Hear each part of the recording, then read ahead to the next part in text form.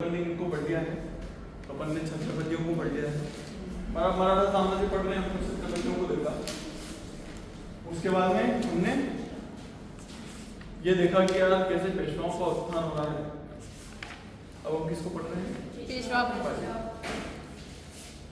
ये बालाजी विश्वनाथ के पुत्र हैं। मैंने बालाजी विश्वनाथ को आपको बताया था कि कैसे बालाजी विश्वनाथ पेशवा पद को एक नए मुकाम में लेके जाते हैं। मैंने आपको पेशवा बाजीराव के बारे में कुछ डिटेल्स बताई थी, उनकी कुछ उपाधियां बताई थी और बताया था कि कैसे इतने ज़्यादा प्रसिद्ध है, कैसे अमेरिका की युद्ध पद्धति में इनकी पद्धतियों को पढ़ाया जाता है ना यूनिवर्सिटीज में, और कैसे ये 500 घुड़सवारों के साथ में जाएंगे और दिल्ली को लुटेंगे। अपन एक एक चीज़ देखते हैं। बहरहाल सबसे पहले इनको जब हम पढ़ेंगे तो कुछ हेडिंग्स में बांट देंगे ना, कुछ टॉपिक्स में बांटेंगे। सबसे पहला टॉपिक डालेगा निजाम के साथ संघर्ष।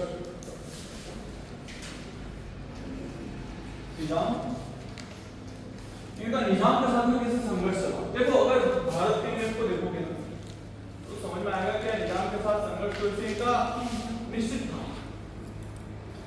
आपने अगर बाजीराव मस्तानी मूवी देखी हो, बाजीराव निजाम से मिलने के लिए जाएंगे, एक सीन है निजाम से मिलने का मौका।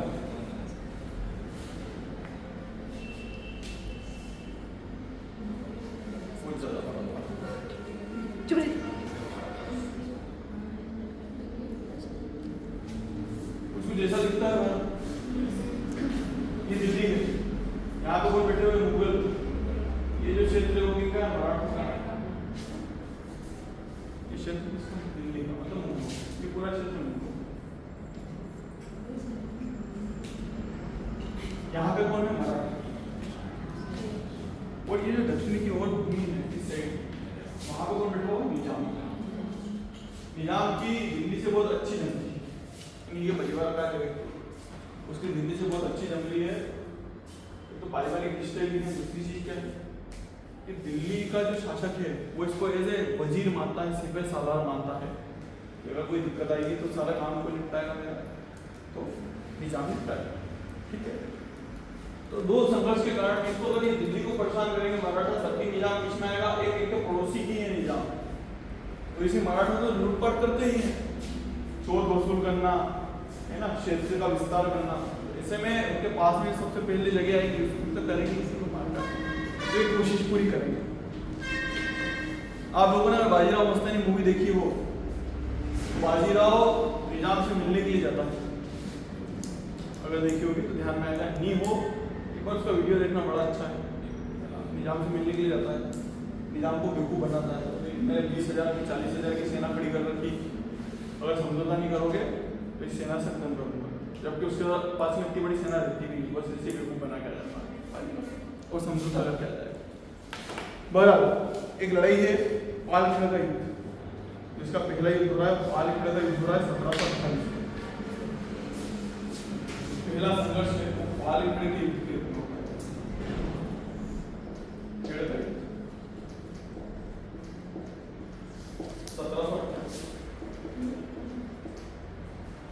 इस युद्ध का जो कारण है वो कारण कुछ इसलिए है कि जो निजाम है उसका नाम चिनकुलिश खान, निजाम उल मुल्क चिनकुलिश खान। तो बाजीराव है, एक तरफ निजाम उल मुल्क,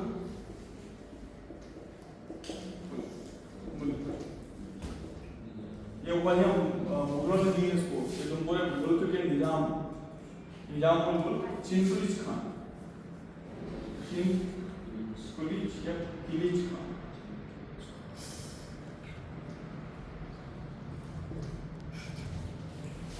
ये तो इसकी उपाधि है, जितने निजाम आएंगे सब रखेंगे, पर इसका वास्तविक नाम क्या है? चिनकुलिश खान। एक तरफ बाजीराव है। हुआ क्या कि मैंने आपको ताराबाई का बुद्ध बताया था, ध्यान में ताराबाई का बुद्ध था, तो विरोध किसका कर रहा था? कौन थे? साहू जी महाराज। अभी भी साहू जी क्या छत्रपति है। तो ये क्या कोशिश करता है चिनकुलिश खान कि मैं ताराबाई का समर्थन करूंगा, और मैं ताराबाई का समर्थन करके क्या करूंगा? जो छत्रपति हैं साहू जी महाराज, उनको गद्दी पे से हटा दूंगा, और जब गद्दी पे से हटाऊंगा और ताराबाई के जो समर्थक है उनको गद्दी पे बिठाऊंगा, तो मेरा प्रभाव मराठा क्षेत्र में पड़ेगा, मराठा मेरी बात मानने लग जाएंगे। पर जो इस समय पेशवा है वो कौन है? बाजीराव। बाजीराव किसका समर्थन करते हैं? तो साहू जी का। साहू जी महाराज। इनके बीच में युद्ध होगा, बहुत बुरी हार होगी निजाम का। युद्ध का कारण आप लोग क्या लिखेंगे? कारण मैंने आपको क्या बताया है? ताराबाई का समर्थन।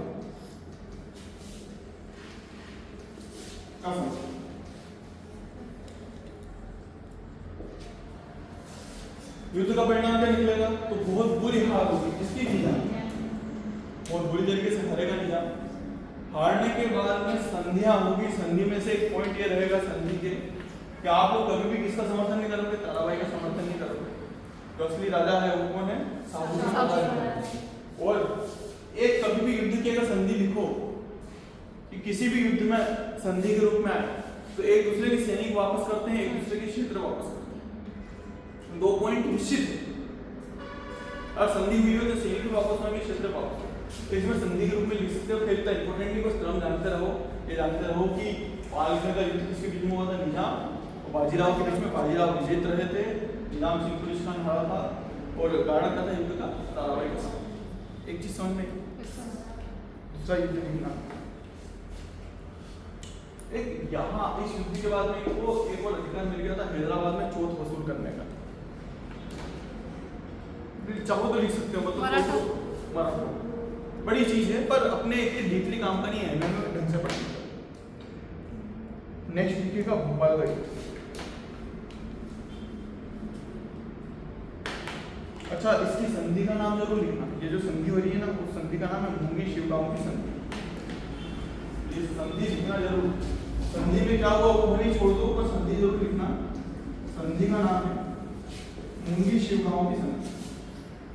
मूंगी शिवगांव की संधि। यहां तक समझ में आया?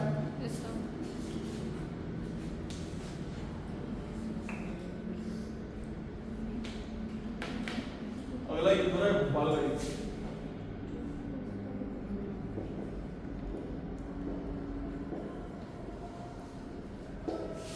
हो रहा है 1733।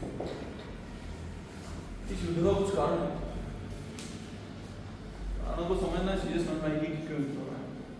देखो, मुगल बादशाह जो है उसका नाम है मोहम्मद शाह रंगीला। मोहम्मद शाह रंगीला जैसे नाम से लगता है रंगीला, जैसे आदमी बहुत रंगीला। वो उसको ऐसा लग रहा था, वो क्या है, वो थोड़ा प्रशासन, देखो दोनों पक्ष रहते हैं। आप कभी भी ऐसा मत सोचो कि वो रंगीला है तो मेरे को बहुत नफरत होगी। मेरे पसंदीदा शासकों में से एक थे, मेरे को बड़ा अच्छा लगता। उसका कारण यह है कि उसने साहित्य को, गाने बजाने को, संगीत को, नृत्य को बहुत बढ़ावा दिया। बहुत उसने बड़े बड़े संगीतज्ञों को आश्रय दिया है। उसने उर्दू की एक परंपरा का बहुत अच्छे से विकास करा है। वो खुद भी डांस करता, वो खुद भी नर्तक भी था और गायक भी। आर्ट तो है, बस ये चीज है कि उसको प्रशासन का अनुभव नहीं था, ज्यादा ध्यान नहीं देता। चल रहा है वो चलने देता, या चलो चलने दो, अपने अपने बढ़िया महिलाओं को डांस करते हुए देखो, उनकी गोद में सो के निर्णय दे दो। कभी मूड अच्छा रहा तो बोलते हैं कि जितने कहती है सबको छोड़ दो, बस ऐसे ही छोड़ दो। क्यों छोड़ दो? मेरी ऐसा चल सकता। जब नादिर शाह आक्रमण करेगा तो नादिर शाह जब तक गेट तक नहीं आएगा तब तक बोलता रहेगा हुनूस दिल्ली दूरस, तभी तो दिल्ली बहुत दूर है। फिर सिपह सालार सैनिक आके बोलेंगे इसके सैन्य अधिकारी, नादिर शाह आ रहा है, अरे हुनूस दिल्ली दूरस, तभी दिल्ली बहुत दूर है। गेट पे आके खड़ा हुआ नादिर शाह, गेट पे खड़ा हुआ, अरे ये क्या हो गया? उसका भी जो सिपह सालार था, जो सैन्य प्रमुख था, वो भी कौन था? निजामुल मुल्क चिलकुलिश खान। तो चिलकुलिश खान के इससे बहुत अच्छे संबंध हैं। की घटना है कि जो मुगल बादशाह था मोहम्मद शाह रंगीला, वो मजाक बना था इसका बाजीराव पेशवा था। जैसे कितने मराठा ने, कितने हमने राजपूतों को नहीं बख्शा, ये मराठे क्या चीज, बहुत लूटपाट कर रहे हैं, सुनने में आ रहा है, लुटेरा है वो, क्या है, छापामारी युद्ध करता है, लूट के ले जाता है सामान। यही बात बाजीराव तक आती है। जब पहली बार बाजीराव आती है तो बाजीराव बोलता ठीक है मेरे से हट रहा है। देख बाजीराव क्या करते हैं, सबसे पहले अपनी 50,000 की सेना लेके जाएगा, वो उत्तर भारत को रोन के रख देगा, राजपूताना सहित रोनना चालू करेगा। इसीलिए आप लोग देखते होंगे कई बार बहुत सारे लोग ऐसे बयान देते हैं कि मराठों ने राजपूताना को लूटा था तो इसलिए लूटा था क्योंकि वो मराठा वो मानते ही थे कि राजपूताना, वो तो ये मानते थे कि ये तो क्षेत्र तो मुगलों का है, मेन शासन तो मुगलों का चल रहा है, राइट। पहले वो लूटेगा, जहाँ तक उसको लगेगा वहां तक लूटेगा, वो पश्चिम उत्तर प्रदेश को भी लूटेगा, अपनी सेना को ज्यादातर को भेज देगा।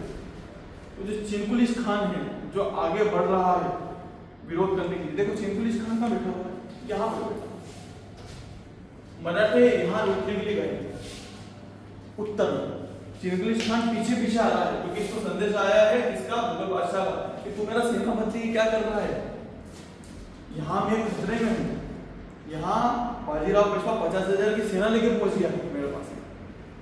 तो घबराहट तो मची उसमें, मची है तो क्या करा है उसने इस पूरे क्षेत्र को रोक के रख दिया बाजीराव, और यहाँ पे सीधे 50,000 की सेना लेके गया है, यहाँ से पूर्वी उत्तर प्रदेश की तरफ मुड़ गया, अपनी ज्यादातर सेना को भेज दिया। तो चिनकुलिश खान वहीं रुक गया, इसको लगा ठीक है मामला खत्म है, मुगल बादशाह को लग रहा है कि मामला खत्म है, ये गलती कर दी, उसको हल्के में ले लिया।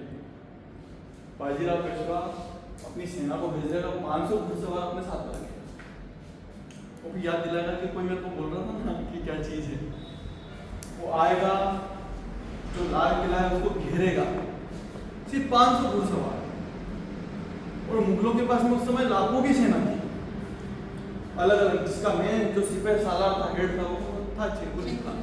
तो बेवकूफ बनाया, सेना आगे जाते हुए बता देता कि चिनकुलिश खान अपनी मुख्य सेना लेके पहुंचे ही नहीं वहां, और आया तो बताया जब शासक को कि कौन आया है, तो बोले मेरे को बता तो दो एक बार दिखता कैसा है, मैं जानू तो सही, मैंने बोल तो दिया है, अनशन बोल दिया मैंने, फंसा पड़ा हुआ सामने गेट पे खड़ा हुआ है, वो गेट पे मजे लेने के लिए अंदर नहीं घुसा, ये खासियत रही उसकी कि अंदर नहीं घुसा, जैसे 500 घुड़सवारों के साथ में उधर खेलता, कभी शिकार करने के लिए चले जाता, कभी ऐसे आसपास जाने वालों को परेशान करता कि वो क्या राजा को बताया कि पता है कौन आया है, स्वागत करने के लिए नहीं आया अभी तक, ऐसे मजे ले रहा था, बस बाहर बाहर घूम रहा था दिल्ली किले के। राजा ने जब पूछा कि मेरे को एक बार बता दो कि ये कौन है यार, कौन है यार ये जिसको कोई रोकने वाला नहीं बैठा हुआ है, जो मेरे सेनापति हैं उन्होंने हाथ खड़े करके इससे लड़ने के लिए नहीं जाए, किसी और का हो तो बता देना, इसके सामने नहीं जाए। बोले चित्रकार जिन्होंने देखा था उन्होंने बोला चित्र बना के बता दो इसका, जब चित्र बनाया गया मोहम्मद शाह रंगीला को दिखाया जैसे हटाया पर्दा, मोहम्मद शाह जहाँ खड़ा हुआ था तो पीछे हट गया, बोले कि इंसान नहीं कौन है, पिशाच है, इससे जल्दी से जल्दी जाके समझौता कर क्या ये तो खत्म कर देगा।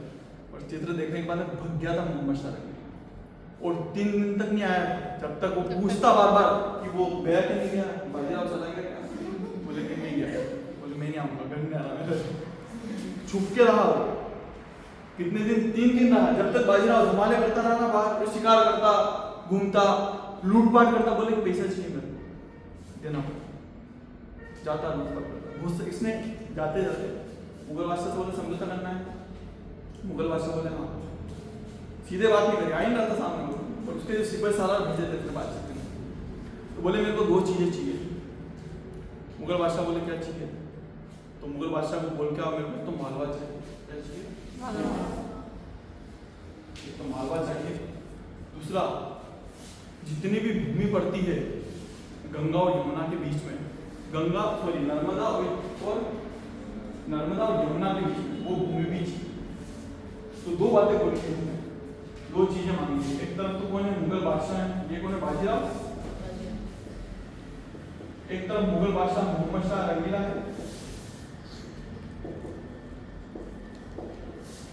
एक निजामुल मुल्क है साथ में, मुल्क, और कौन है इसके साथ में, भोपाल का नवाब इनके साथ में है,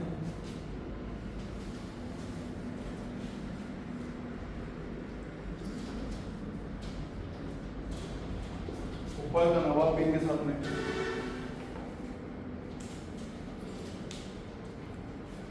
ये सब है, ये सब एक तरफ है। तो बाजीराव एक तरफ, पर अभी यार शुरुआत में मिलन किससे हुआ है? तो मोहम्मद शाह रंगीला से था। और मोहम्मद शाह रंगीला से कुछ बोला है करा के कि दो जगह चाहिए, एक तो पूरा मालवा चाहिए, दूसरा यमुना और नर्मदा के बीच की पूरी भूमि चाहिए। मोहम्मद शाह रंगीला डर के हमारा बोलता है कि हाँ दे दो, पर मोहम्मद शाह रंगीला इसी बीच में चिट्ठी भिजवा रहा है अपने मुख्य सिपा सलार को, इसको चिंकुलिश खान, निजाम उल मुल्क चिंकुलिश खान को, ये जैसी दक्षिण में जाए इसको भोपाल में रोक देना, भोपाल में रोको, इसको खत्म करो, इसने मेरा बहुत अपमान करा है, बहुत बेइज्जत करा है, इसकी जो इच्छा है ये रुक के लेके चला गया, हम लोग कुछ भी नहीं करता। और मेरे से जबरन बोल के गया कि ये चीज चाहिए, और मैंने मुंह से हाँ भी करवाना पड़ा है। तो ये सब आएंगे, इसको किस कहाँ पे रोकेंगे? भोपाल में। भोपाल ये जगह यहाँ भोपाल में रोकेंगे, युद्ध होगा, जिसका युद्ध का नाम क्या रहेगा? भोपाल का। अच्छा, ये जो हो रहा है ना, ये जो संधि है इसको बोलते हैं बुरई सराय की संधि। इस संधि का नाम क्या है? तो इससे बनी संधि का नाम क्या है? बुरई सराय की संधि। बुरई सराय की संधि, ये संधि हुई। मोहम्मद शाह रंगीला ने मानने से मना करा। भोपाल में आके मिलेंगे, एक तरफ इनकी सेनाएं हैं, पूरी मुगल सेना, और एक तरफ कौन है? बाजीराव पेशवा। बाजीराव पेशवा इनको झगड़ के रख देते हैं, धूल छटा देते हैं, बड़ी सारी सेना, पूरी मुगल सेना इनके सामने थी, इनको धूल चटाएंगे, चिंकुलिश खान के सामने जाएंगे, बोलेंगे क्यों तू आया था किसमें? तो इसका मुख्य सिपा सालार था, बोलेगा हम तो सही। बाजीराव इसको बोलेंगे अभी तक मैंने जितनी मांगे करी थी और कुछ पैसे मांगे थे कि 70-80 लाख रुपए भी चाहिए, अभी तक तो मैंने जितनी मांगे करी, अभी तक तो मुगल बादशाह से मांग रहा था, अब तू गारंटियर बनेगा, अब तेरा काम है लेके आके देने का। तो एक और संधि होगी जिसका नाम रहेगा मुंगी पैठन की संधि। पूरे सराय की संधि मानने से मना कर दिया, एक अगली जो संधि होगी उसका नाम है मुंगी पैठन की संधि। मुंगी पैठन की संधि,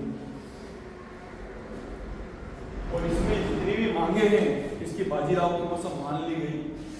बाजीराव ने मालवा मांगा, उसको मालवा मिल गया, नर्मदा यमुना के बीच का क्षेत्र मांगा, वो भी मिल गया, इसने 50 लाख रुपए मांगे, वो मिल गए।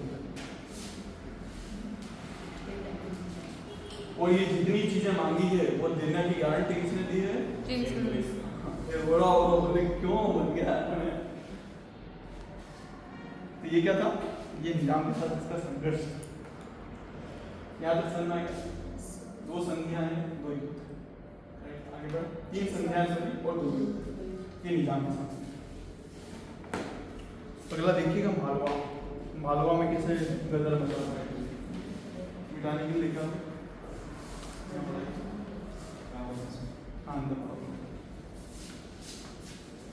उसको पोस्ट करो।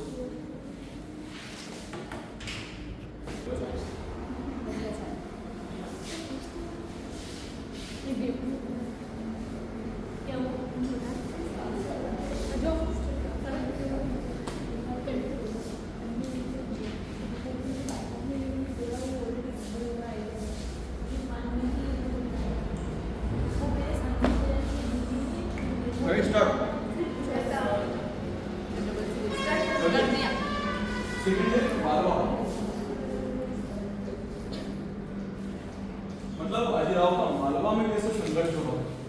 जब मालवा में आया, मालवा दे तो दिया इसको, तो मालवा में कभी ना कभी उसका शासन भी रहा होगा किसी शासक का। ये सब अंतर्गत किसके आता है? तो मुगलों के आता है। जब अपन ने बंगाल पढ़ा था, मैंने बताया था बंगाल पैसा दिया करता है किसको? मुगलों को। पर अस्तित्व स्वतंत्र है, नाम के लिए किसके अंतर्गत आता है? तो मुगलों के। पूरा देश, चिंकुलिश खान भी किसको मानता है अपना शासक? मुगल को। मुगल और उसकी सुनता नहीं है, बस एक बहाना है कहने के लिए यहाँ किसके अंतर्गत आते हैं, बाकी ऐसे ही बस कहने के लिए, राइट? ये चीज समझ कर एक युद्ध हो रहा है अमझेरा का युद्ध 1728।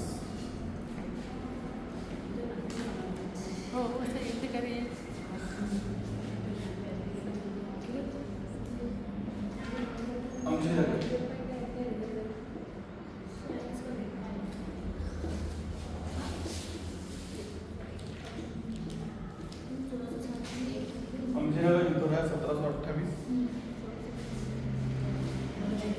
एक तरफ तो कौन है, बाजीराव है,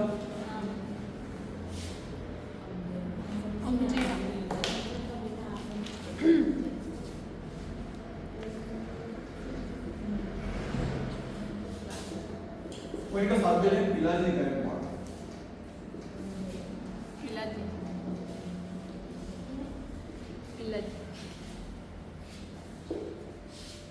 पिलाजी गायकवाड़। आप लोग देखोगे जो गुजरात में वहां पे गायकवाड़ों का शासन है ना, वो इन्हीं के कारण आया। जो दूसरी तरफ है, जो दूसरी पार्टी उसमें जो शासक है उसका नाम गिरधर बहादुर, गिरधर बहादुर। जैसे मुगल बादशाह को पता चलेगा ना कि यार बाजीराव आता है, लूटपाट करेगा, ये जो 38 की घटना है, 38 में तो अपने नाम पे करवा देगा। यहाँ पे तो क्या है, परेशान कर रहा है। मतलब एक तो रहता है कि आप किसी जगह को लूटो, अपने लोगों को बिठा दो, वो होता है कब्जा। और एक चीज रहती है कि आपके नाम पे हो जाना। 38 में नाम पे होगा, 28 में पहले ही कब्जा कर लेगा। 38 में 37 में जो मैंने इसके पहले पढ़ा, उस समय क्या कर लेगा, पूरा कब्जा। अभी क्या करेगा, अभी कब्जा करेगा, उस समय क्या कर लेगा, अपने हक में कर लेगा। समझ रहे हो ना दोनों में अंतर। अभी तो यहाँ के राजा को हटाया मार पीट के, वो खुद आके बैठ गया, पर मुगल बादशाह ने बोला है कि आपका था तो उसका पूरा देश जानता था कि अभी क्षेत्र किसका, मुगल बादशाह। बस अभी कौन आया है, बाजीराव आया है, तो उसने शासक को मार के अपने लोगों को बिठा रखा है। और ये लगातार संघर्ष करेंगे, पर अगर आप उससे लिखवा लो, साइन करवा लो कि आज से भूमि आपकी है बाजीराव, फिर करेगा, बोलेगा कि देख तेरे पापा ने साइन करा, बच्चे परेशान करते होगा ना, ऐसा करना पड़ता है वैसे। तो एक तरफ है गिरधर बहादुर, सवाई जय सिंह,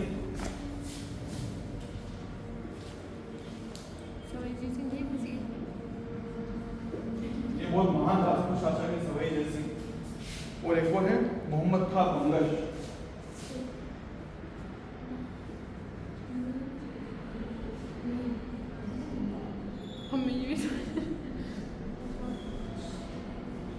मोहम्मद खां बंगश के बारे में बताऊंगा, इसको निपटाया गया बाद में बाजीराव। सर ये सवाई जय सिंह वो शिवाजी वाले ही है ना? हाँ वही। अभी तो जीते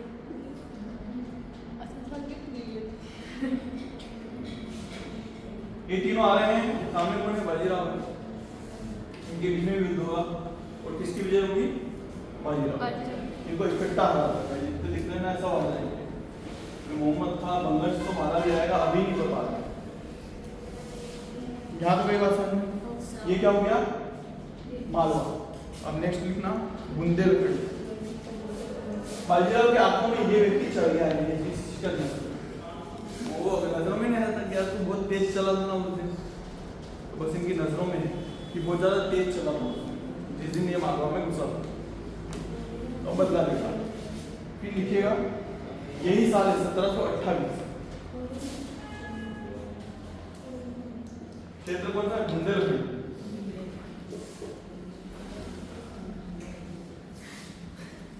बुंदेलखंड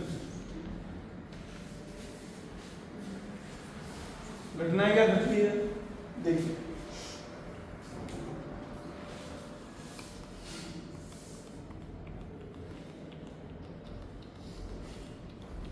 ये हार के मोहम्मद खां बंगश का जाएगा, बुंदेलखंड में जाएगा। बुंदेलखंड का एक शासक है जिसका नाम क्या, छत्रसाल।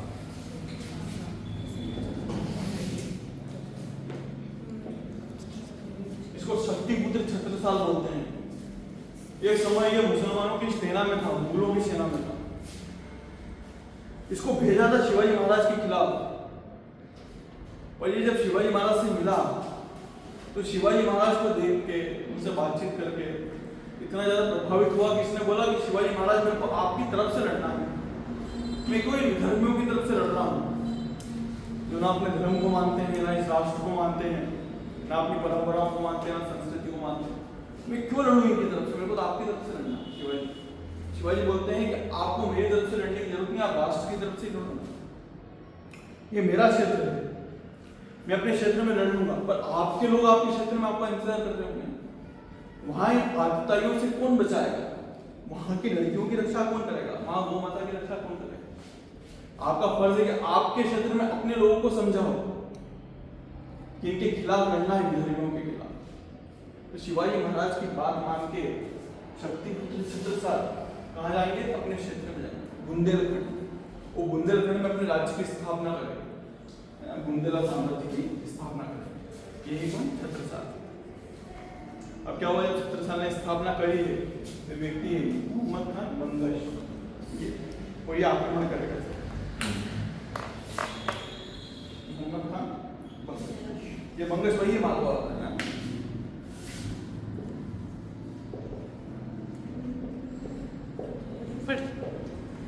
कोई डाउट है? कोई डाउट तो नहीं है? 28 में एक युद्ध हो रहा है, 28 में दूसरा युद्ध हो रहा है। मोहम्मद खान बंगश मालवा से भागते हुए कहाँ गया है? बुंदेलखंड। बुंदेलखंड में किले को घेर लिया, किले को घेर लिया, अंदर कौन घुसा हुआ है? तो छत्रसाल बुंदेला घुसा हुआ है। छत्रसाल को पता है कि यार अगर कोई हरा सकता है, ऐसे हिंदू राजा अगर कोई मेरे को बचा सकता है, कोई इसको हरा सकता है, तो एक ही शक्ति है उस समय, वो कौन है? बाजीराव। बाजीराव को चिट्ठी लिखेगा, बाजीराव को चिट्ठी में बोलेगा कि जो गजगाह गजेंद्र की सो भई मती हुई है आज, बाजी लाज बुंदेल की रखो बाजी लाज।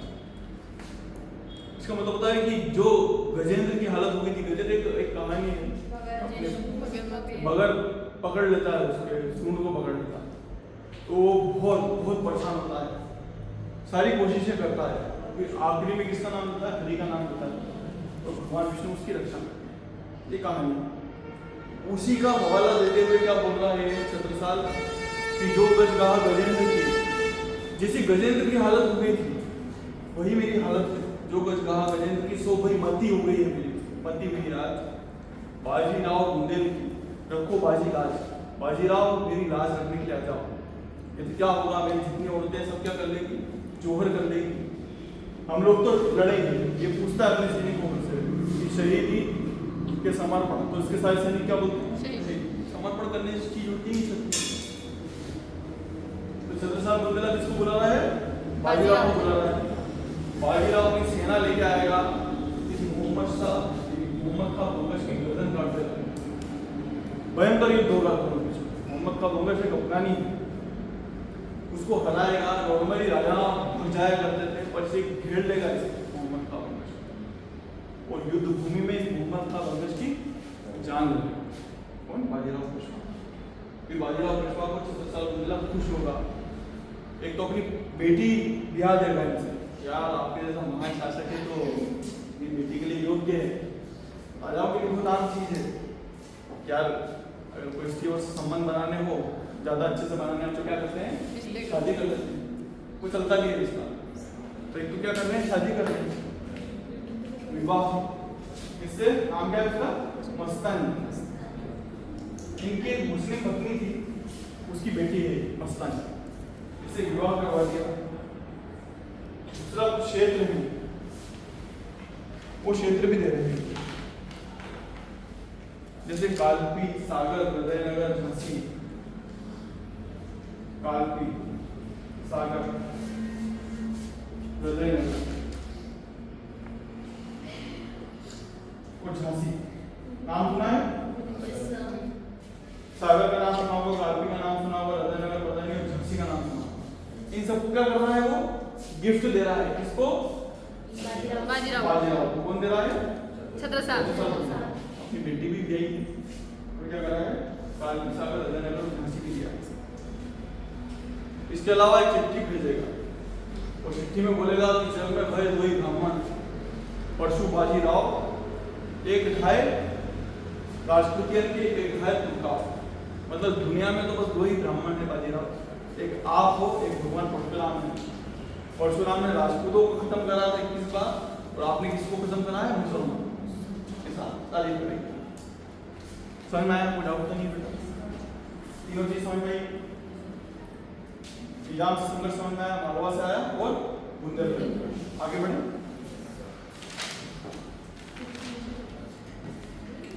अगला लिखिएगा गुजरात। ये कोई जगह नहीं छोड़ रहा है यार, मुझे ना साइंस को लग रहा है वहां पे जा रहा है।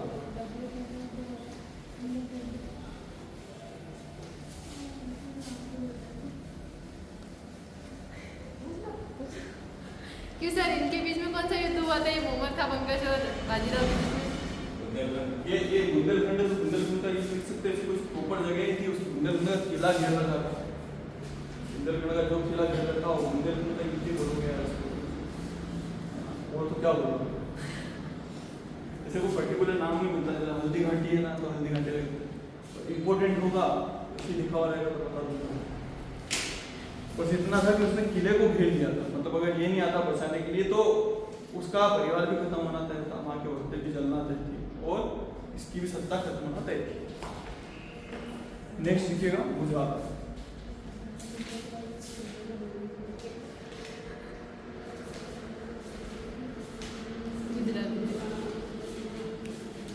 गुजरात एक युद्ध हो रहा है जिसका नाम है डभोई का युद्ध। डभोई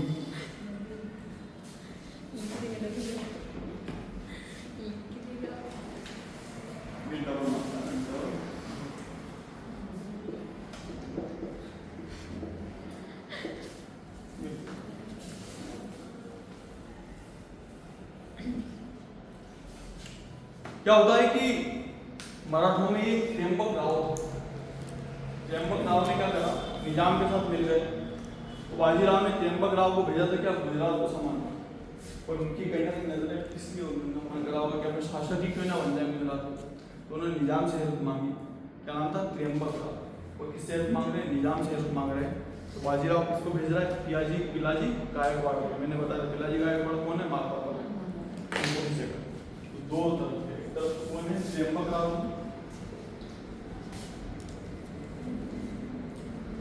इन्होंने किससे हेल्प मांगी? निजाम से। और इधर कौन है? पिलाजी गायकवाड़।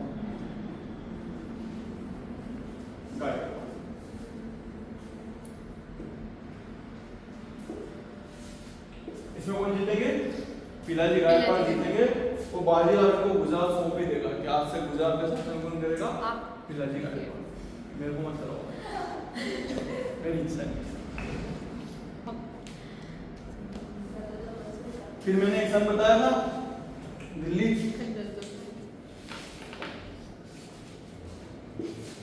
दिल्ली कौन सा सन था? 1737। क्या?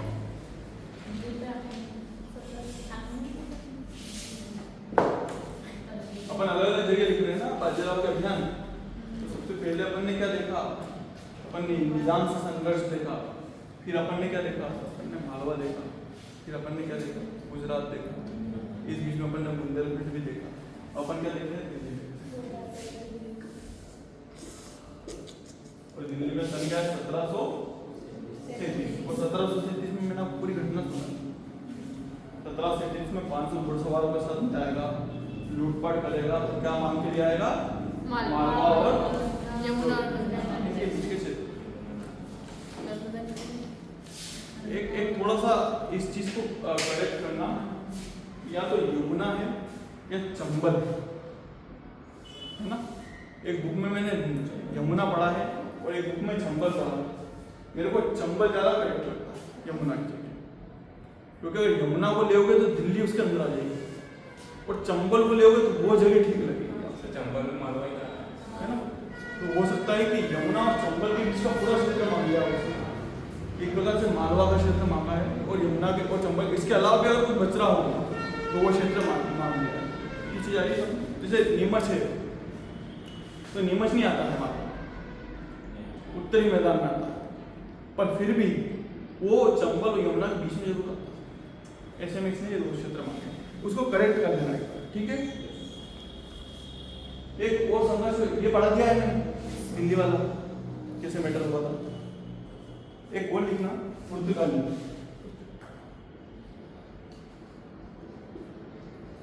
इसके साथ में संघर्ष हो रहा है ठीक इसकी मौत से पहले, एक साल पहले 1730।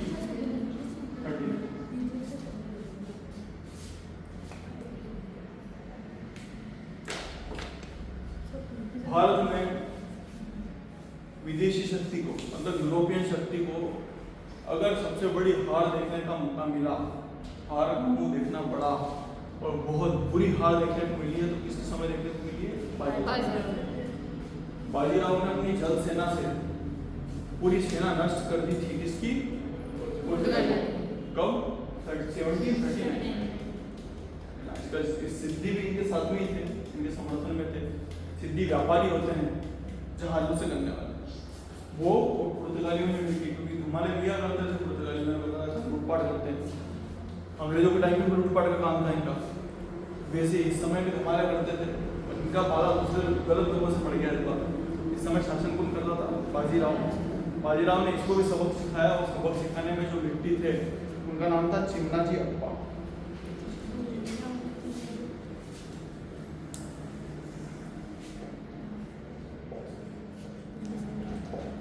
ये चिमनाजी अप्पा सगे भाई हैं बाजीराव, भाई छोटे भाई चिमनाजी अप्पा। उस मूवी में भी है, कभी देखो आप लोगों को मिले चिमनाजी। यहाँ तक समझ में आ गया? कोई डाउट तो नहीं है? ये बाजीराव के ऊपर ध्यान दें। 1740 में बाजीराव की मृत्यु हो जाएगी। एक रावत खेड़ी, ये शायद खरगोन में, रावत खेड़ी नामक स्थान है खरगोन में, यमुना नदी की तरफ पे। क्योंकि बहुत ज्यादा थक गए शारीरिक रूप से। आप खुद देखो कि एक व्यक्ति है जो 20 वर्ष तक शासन कर रहा है। शासन तो क्या, तो कभी इनने शासन भी नहीं बोला। इनकी हालत ऐसी थी कि बोलते थे कि लूटपाट करते हैं, पर इनके खुद के पास कुछ बचा नहीं था। असलियत में जब ये शांत हुए बाजीराव, वीरगति को प्राप्त हुए, तो ये कर्जे में डूबे हुए थे।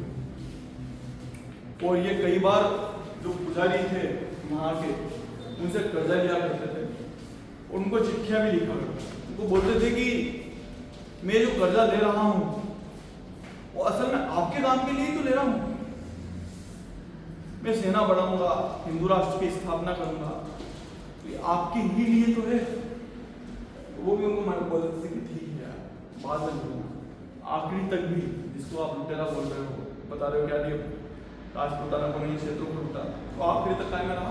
कर्जे में रहा, पैसा नहीं रहा। लूटने के बाद अपने कोई संपत्ति बढ़ाने की बहुत कोशिश नहीं की, इसलिए कोशिश करी तो सैन्य ताकत बढ़ाने के लिए कोशिश करी, और साम्राज्य को जीतने की कोशिश करी।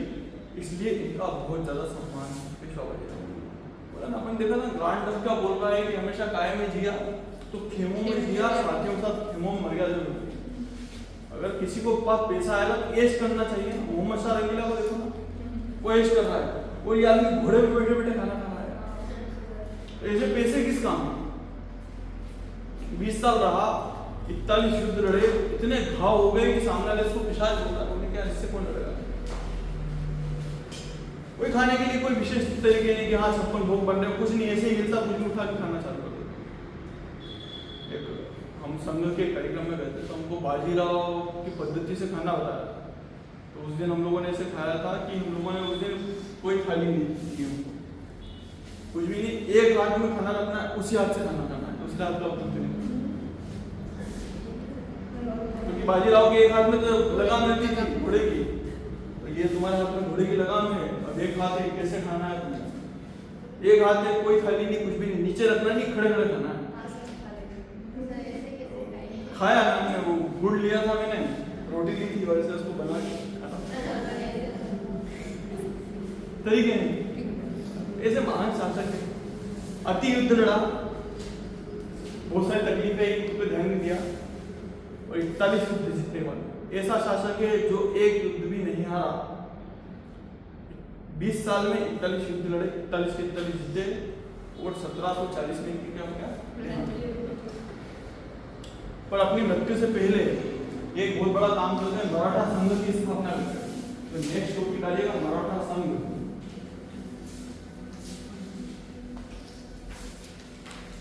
बाजीराव एक बहुत बड़ा काम करके जा रहे हैं कि वो मराठा संघ की स्थापना करके जा रहे हैं।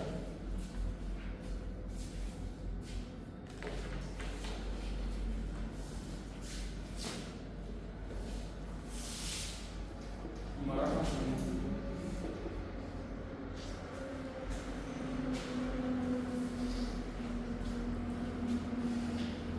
मतलब इन्होंने जमीन से उठाकर अपने साथी, जैसे आप लोग आपस में घूमते हो ना, दोस्त लोग सब साथ में, ऐसे अभी दोस्त लोग क्या बातें करते हैं, ये कर लेंगे, वो कर लेंगे, चलो ठीक है, तुम क्या बना लीजिए, खाने के लिए कर लीजिए, चल यहाँ घूमने के लिए चलते हैं पास। ये सब सोचते हो। ज़्यादा से ज़्यादा क्या करोगे, चलो घंटी खोल लेते हैं 3-4 बजे के साथ में, यहाँ तक इस तरह का ऊंचा सोचा है।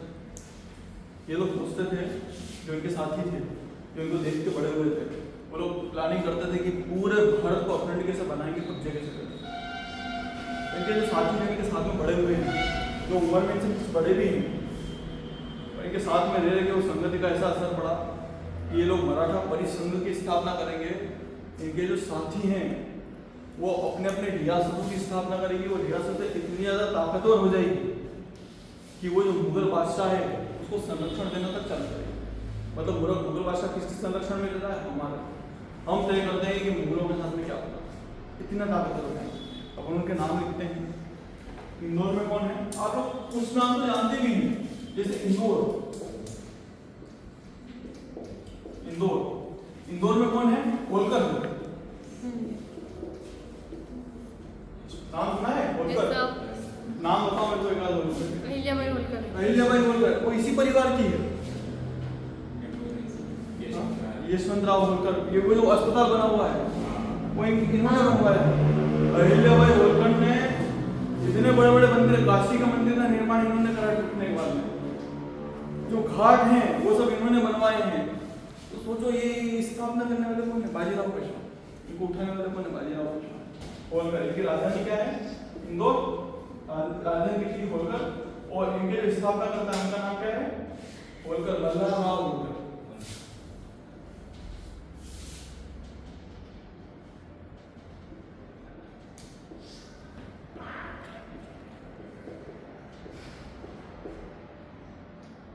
बल्लाराव होलकर। फिर अगला था ग्वालियर।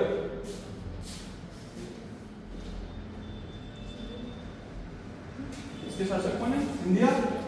आज भी नाम सुना होगा आपने, सिंधिया। पहले इनकी राजधानी, हमेशा ध्यान रखना कि सिंधियाओं की प्राचीनतम राजधानी, शुरुआती राजधानी क्या थी, उज्जैन थी। अभी उज्जैन में महाकाल का मंदिर देखते हैं ना, इनका निर्माण करवाया सिंधिया। अपना जो क्षेत्र है ना मंदसौर, सब सिंधियों के अंदर का था। तो पहली शुरुआती राजधानी क्या थी, उज्जैन, और बाद में क्या बन गई, ग्वालियर। ये याद रखते ग्वालियर से सिंधिया। और एक इसमें कर रहे राणोजी सिंधिया, राणोजी सिंधिया। ये सब साथी हैं बाजीराव। फिर अगला लिखिए बड़ौदा। बड़ौदा कहाँ पे मिला, गुजरात में। बड़ौदा। और यहाँ पे कौन है, गायकवाड़ बताया था। हाँ। और शासक का नाम क्या है, क्या नाम है, पिलाजी। पिलाजी गायकवाड़।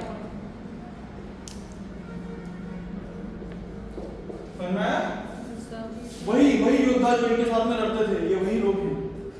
अगला लिखिएगा नागपुर।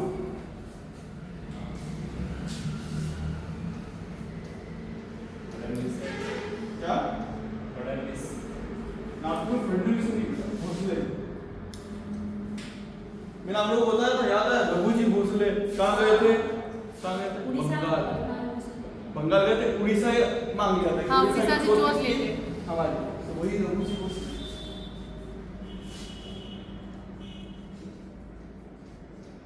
और ये स्थापना करता कौन है, रघुजी भोसले।